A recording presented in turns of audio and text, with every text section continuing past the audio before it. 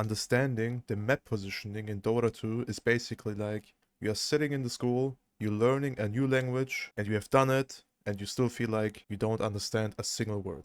So yeah, we are going to watch this boy right there.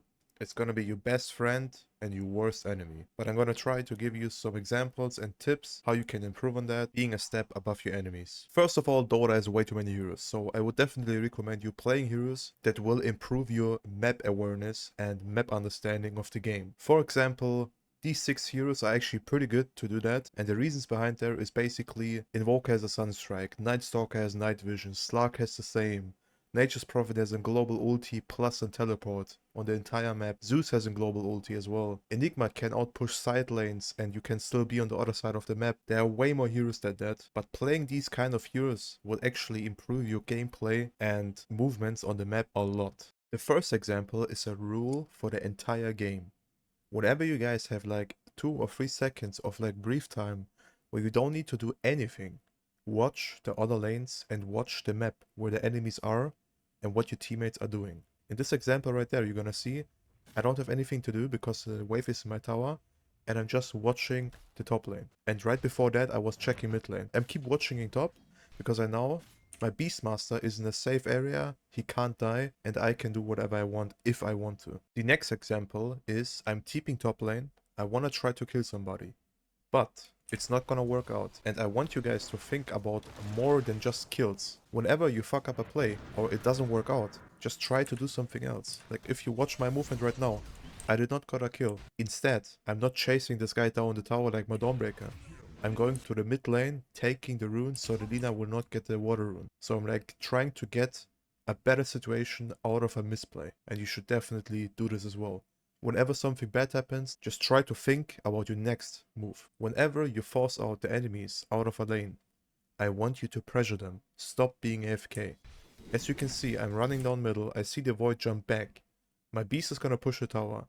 And instead, sitting with my beast AFK on the tower, I'm following the Void because I know he wants to farm. He doesn't want to be like going base or something. He just wants to hit creeps. As you can see, I found him and I will interrupt his farm on this camp.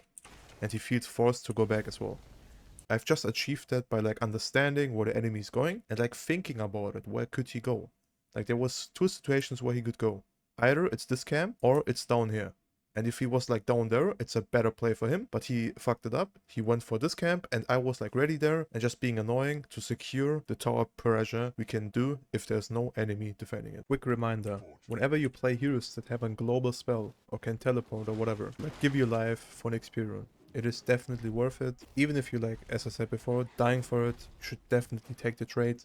If you get double XP rune, you're basically like almost winning the entire early game. Because you're gonna be level 6 and your support body is gonna be level 6 as well. And you can just dominate by that. Think about your farm. Look at your minimap right now and just think about it. You don't want to be bottom because there are gonna be so many people and they're just gonna set up and kill you. Instead, just wait for your timing. Whenever you see a quick opportunity, you can take it. But you need to be very sure that you will win it and that you will kill them. But for example, in this situation right there, I'm very patient. I'm looking at bottom, I see it on the minimap as well. I'm just waiting, and now I'm TPing because I see my teammates are fighting there. The enemies are committing, and I can just like join and get a sneaky techie skill, and after that I can kill the Void maybe, if I get my level 6. Like as you can see, the techies died, and I'm chasing the Faceless Void. I got my ulti, I got the Urn Charge, everything is good. The Void is probably gonna die, and he is. If you are still watching, I want to remember you, at the end of this video, I'm gonna point out all the important stuff you need to learn to get a better understanding of the map. If you wanna farm as a support, you should remember, the priority of the farm is on your chorus. And if you look at the minimap right now, I can see my Beastmaster is farming bottom, my Zeus is farming middle, and I see my Gyro is farming top. But I know that the Gyro wants to show on top lane, and then go back to these 2 camps on a minimap and just farm them. And that's the reason why I'm basically just TPing top, but I'm not TPing on the tower or something, on the tier 1. I'm TPing on the tier 2 because I know I can farm these 2 or 3 camps without being annoying for the Gyro. He can just like farm somewhere else and be like happy, and I'm not even interrupting his farm actually. So think about it before you go somewhere and farm as a support. What is your position 1 doing, or any core, and then decide what you're gonna do. Don't just TP and like say, yo, I'm gonna farm there. Your core is gonna lose farm if he's like planning 10 or 20 seconds ahead to farm that area, and you are just chilling there and farming it and taking all this farm. The next point is taking the risk farm. I know this is actually very hard to master, but if you're just looking at the minimap right now, I can see that the Faceless Void is moving down there and I'm losing vision on him. And this should be the first indicator that this guy is either gonna jungle on the bottom side, or he's gonna use the portal and come to the top side and kill the gyro. So my thought should be like, either I wanna secure my gyro's game, or I wanna be greedy and play for my own game. Like in this situation, I should have been definitely in gyro's position and just farm here and like be annoying. But me and gyro like both fucked up, so he's there and I'm like chilling over there on the right side. So he's gonna die for it and I'm just gonna farm. It is not good, but you should think about these steps 20 to 15 seconds ahead. Whenever you see the enemies are like disappearing from the entire map completely, you should definitely back off or like play the safe farm and farm the safe area without like risking anything like the gyro does right now. It could have been just like me farming in gyro's position and we easily just avoid a team fight, plus I'm dying as a position 4 and I don't care about it. In this situation right there, me and gyro talked to each other and we did the right play. Instead of him going to the lane, I'm going to the lane and he takes the safe farm in the jungle. As you can see, I'm running to the lane, I'm out pushing it, I'm out pushing even a second one because I want to take the risk farm. I don't see a single enemy and I know they could do something, and my gyro just like stays behind me and farms the jungle safely.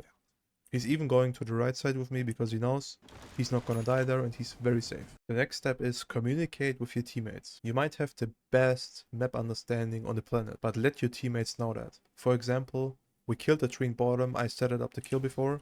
I want to push bottom. I want my Beastmaster to come, but my Beastmaster is not realizing it. He's just like chilling on the Ancients and farming. He doesn't care.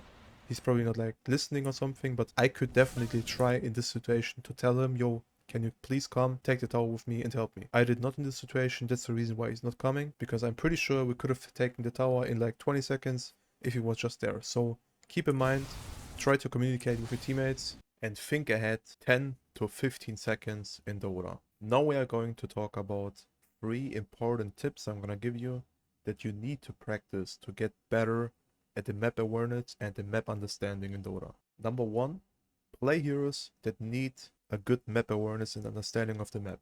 I mentioned a few of them before, but you can like find out something else for you. For example, a Monkey King is also a good hero to get a better map understanding, because we are very mobile, you need to be aware where the enemies are, and you can easily play around it. Number 2, play different roles.